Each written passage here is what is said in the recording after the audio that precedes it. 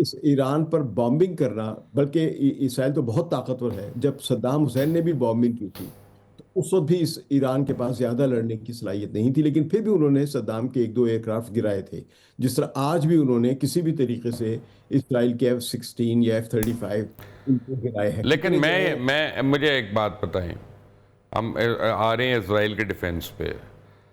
अब मुझे ये बताया जा रहा है, कुछ एनालिस्ट ये बताते हैं कि अमेरिका जो है इतनी जल्दी इंटरसेप्टिंग मिसाइल्स नहीं बना सकता जितनी जल्दी ईरान जो है अपने मिसाइल तैयार करके वहाँ पे फेंक सकता है। अगर ये सिनारियो आता है और अगले 2 हफ्ते तक जब तक कोई अमेरिका नहीं आता या डिसीजन नहीं लेता या कुछ और नहीं होता, तो इसराइल की तो बड़ी सख्त तबाही हो जाएगी। ईरान, आपने ये मैं इधर ही आ रहा था, लेकिन ये थोड़ा सा अगर ईरान का ये क्लियर कर दूं कि जब इनके पास फिजाइया नहीं, एयर डिफेंस सिस्टम नहीं, तो इसराइल का ये दावा कि हमने उनके स्काईज पे कब्जा कर लिया है, ये है। और ये ईरान को एक्सपेक्टेड था कि ऐसा नहीं, ही लेकिन होगा। वो कोई दावे की हैसियत नहीं है।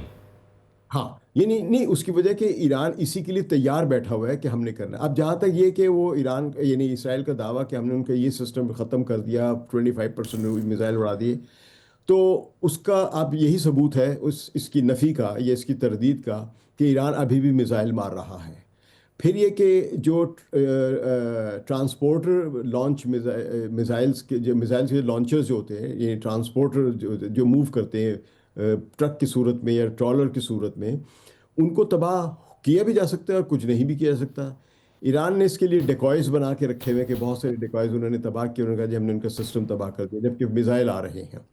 फिर ये कि ईरान ने साइलोज बनाई हुई हैं। ये यानी एक तो होता है ना अंडरग्राउंड गोदाम बनाया होता है, एक होता है कि अंडरग्राउंड मिसाइल चलेगा और वो एक कुएं की सूरत में बाहर निकलेगा, कुएं से जैसा कोई चीज सीधे रॉकेट बाहर निकलता है, वो निकलता हुआ सीधा अपने निशाने पे जाके हिट करेगा। तो इन साइलोज को वो कितना तबाह कर सकते हैं? फर्ज कीजिए वहां पे उन्होंने बॉम्बिंग कर भी दी, तो उसको 2 दिन से आप बुलडोजर से हटा के साफ कर सकते हैं। ये मैं मैक्सिमम बता रहा हूँ। और बाकी है कि अंडरग्राउंड जो अगर वहाँ पे होता है तो वो उसको भी संभाल सकते हैं। अगर अंडरग्राउंड अगर इसराइल ने कोई भी कामयाब हमला किया होता, तो उसका जो सेकंड जो बॉम्बिंग होती है ना या धमाके होते हैं वो बहुत शदीद होते हैं। यानी एक धमाका वो जो इसराइल के मिसाइल का होता है, उसके बाद वहाँ पे 1000 1500 धमाके होने चाहिए अगर वो उन्होंने किसी गोदाम को यानी गोडाउन को या स्टॉक पाइल्स को उड़ाया है। तो ऐसा अभी किसी ने भी रिपोर्ट नहीं किया कि कहीं इसराइल के धमाके से या उसके मिसाइल से सेकंड लेवल का बड़ा पावरफुल ब्लास्ट हुआ, ऐसा नहीं सुना। अब जो अगर इसराइल की तरफ जो आपने नुक्ता किया है, ये सब वेस्ट में यही बहस हो रही है कि इन एयर ड्रोम या एयर डिफेंस सिस्टम की कैपेसिटी एक लिमिटेड है, इसकी मैन्युफैक्चरिंग ये बहुत ज़्यादा नहीं बनाए जाते क्योंकि उसकी डिमांड बहुत ज़्यादा नहीं है। आमतौर पे लोग जो हैं वो तवक्को नहीं करते कि इस तरह की ये जंग अपनी नौयत की पहली हो रही है इस दौर में। ये नहीं, ऐसा सिस्टम यूक्रेन में भी नहीं है और रूस में भी नहीं है जो कि इसराइल में लगा हुआ है एयर डिफेंस सिस्टम। ये एक पूरा फलसफा है कि क्यों इसराइल ने ये सोच के सारा रखा हुआ था, मैं उस पर भी नहीं आना चाहता, लेकिन ये कि इसराइल की सप्लाईज डेफिनेटली कम हो रही है। और अगर मैं यहाँ पे जिक्र करूं कि फर्ज कीजिए, मैं एक हाइपोथेटिकल फिगर ले रहा हूँ जो कि एग्जैक्ट नहीं है लेकिन एक हाइपोथेटिकली करेक्ट है, कि अगर फर्ज कीजिए ईरान को अपने 100 200 मिसाइल मारने के लिए एक 90 मिलियन या 100 मिलियन डॉलर्स खर्च करने पड़ेंगे, तो इसराइल को उन्हीं मिसाइल्स को रोकने के लिए सिर्फ 2 अरब डॉलर्स खर्च करने पड़ेंगे। 2 अरब डॉलर्स के मालियत के एयर डिफेंस सिस्टम इस्तेमाल करना पड़ेगा उसमें। इतने इतने ये रॉकेट और थार्ड मिसाइल्स या डेविड स्लिंग या एरो 1 एरो 2 के मिसाइल की जो मालियत होगी वो 2 अरब डॉलर्स की होगी। तो आप अंदाज़ा लगा लें कि इसराइल हर रोज़ अपने दिफा के लिए तकरीबन 2 अरब या शायद इससे भी ज़्यादा मिसाइल खर्च कर रहा है एयर डिफेंस में। जबकि वो अब अपनी वो भी राशनिंग कर रहे हैं, ईरान भी राशनिंग कर रहा है, वो भी राशनिंग कर रहे हैं कि अब हर मिसाइल पे छोटे मिसाइल को जाने दिया जाए। यानी अब ये नौयत आ गई हुई है क्योंकि तबाही बहुत इतनी ज़्यादा हो गई हुई है। और आपने बड़ा सही इशारा किया, ये जो हाफ अ ट्रिलियन डॉलर्स का जो नुकसान है इंफ्रास्ट्रक्चर का इसराइल का, ये वो है जो इस बॉम्बिंग से हुआ है। इस पूरी जंग के नतीजे में जो और नुकसान हो रहा होगा या बाद में कैलकुलेट होगा वो पता नहीं कितना जाएगा। तो ये स्कॉट रिटर जो है साबिक UN इंस्पेक्टर, उन्होंने ये फिगर भी दिया है। इस ईरान पर बॉम्बिंग करना, बल्कि इसराइल तो बहुत ताकतवर है। जब सद्दाम हुसैन ने भी बॉम्बिंग की थी तो उस वक्त भी इस ईरान के पास ज्यादा लड़ने की सलाहियत नहीं थी, लेकिन फिर भी उन्होंने सद्दाम के एक दो एयरक्राफ्ट गिराए थे। जिस तरह आज भी उन्होंने किसी भी तरीके से इसराइल के F-16 या F-35 उनको गिराए हैं। लेकिन कितने जो है। मैं मुझे एक बात बताएं, हम आ रहे हैं इसराइल के डिफेंस पे।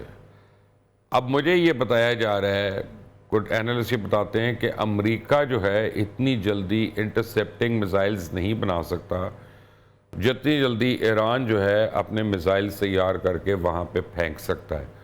अगर ये सिनारियो आता है और अगले 2 हफ्ते तक जब तक कोई अमेरिका नहीं आता या डिसीजन नहीं लेता या कुछ और नहीं होता, तो इसराइल की तो बड़ी सख्त तबाही हो जाएगी। आपने ये मैं इधर ही आ रहा था, लेकिन ये थोड़ा सा अगर ईरान का ये क्लियर कर दूं कि जब इनके पास फिजाई या नहीं एयर डिफेंस सिस्टम नहीं, तो इसराइल का ये दावा कि हमने उनके स्काईज पे कब्जा कर लिया है, ये है। और ये ईरान को एक्सपेक्टेड था कि ऐसा नहीं, ही लेकिन होगा। वो कोई दावे की हैसियत नहीं है। हाँ, ये नहीं नहीं, उसकी वजह कि ईरान इसी के लिए तैयार बैठा हुआ है कि हमने करना है। अब जहाँ तक ये कि वो ईरान यानी इसराइल का दावा कि हमने उनका ये सिस्टम ख़त्म कर दिया, 25% मिसाइल उड़ा दिए, तो उसका अब यही सबूत है उस इसकी नफ़ी का या इसकी तरदीद का कि ईरान अभी भी मिसाइल मार रहा है। फिर ये कि जो ट्रांसपोर्टर लॉन्च मिसाइल्स के जो मिसाइल्स के लॉन्चर्स जो होते हैं, ये ट्रांसपोर्टर जो मूव करते हैं ट्रक की सूरत में या ट्रॉलर की सूरत में, उनको तबाह किया भी जा सकता है और कुछ नहीं भी किया जा सकता। ईरान ने इसके लिए डिकॉयज बना के रखे हुए हैं कि बहुत सारे डिकॉयज उन्होंने तबाह किए। उन्होंने कहा जी हमने उनका सिस्टम तबाह कर दिया, जबकि मिसाइल आ रहे हैं। फिर ये कि ईरान ने साइलोज बनाई हुई हैं। ये यानी एक तो होता है ना अंडरग्राउंड गोदाम बनाया होता है, एक होता है कि अंडरग्राउंड मिसाइल चलेगा और वो एक कुएं की सूरत में बाहर निकलेगा। कुएं से जैसा कोई चीज सीधे रॉकेट बाहर निकलता है, वो निकलता हुआ सीधा अपने निशाने पे जाके हिट करेगा।